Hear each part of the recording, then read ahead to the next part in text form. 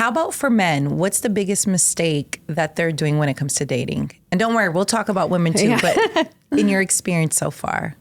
That's a good question. Men are a little bit easier. Are they really? They can be. They're simple. Men, I mean, in a positive way, I'm saying that. I get it, yeah. But usually their lists are shorter. What I've noticed about men and women is men know right away. Like on the first date, they're smitten and like they know right away if they're into you or not.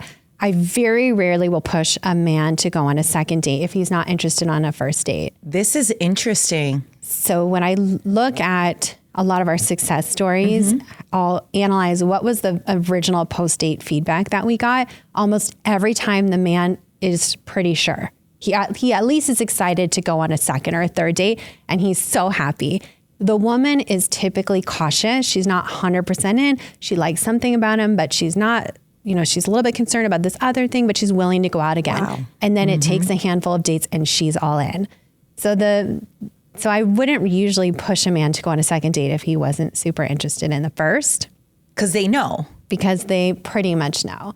I think as far as helping men, I mean, a lot of it comes down to communication and texting and over texting and just like making sure that the way that they're setting up the date is pretty seamless. Like calling, offering a plan, at least a couple options, not leaving it up to the girl. Like, where would you like to go? It's about being assertive and just making it easy. In general, do guys know whether or not they're going to marry someone right away, or does it take a little bit of time?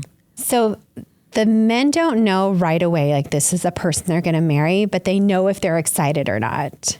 And that's enough of an indicator to keep at least going down this route. Yes. And so ultimately the couples that end up in a relationship, you look back at the original feedback and the guy was like, yes, thank you, Matchmaker. She was so amazing. And I love this about her and I can't wait to go out again. What is the one thing that guys, I guess, on their list of must-haves or whatever, what's something that's a common through line with their lists? Usually they're short. They're short. Okay. So they want someone they're attracted to. Okay. That tends to be more important for the man than the woman. I was going to ask, where does this rank on their list of, it's their short list of must-haves? It's high up. Okay. Who they find attractive. Okay. They want someone they can respect. Okay. They want someone passionate about something. And that can mean many things. It might be their job. It might be yoga. Could be helping animals, just something that they're passionate about. I think it shows independence.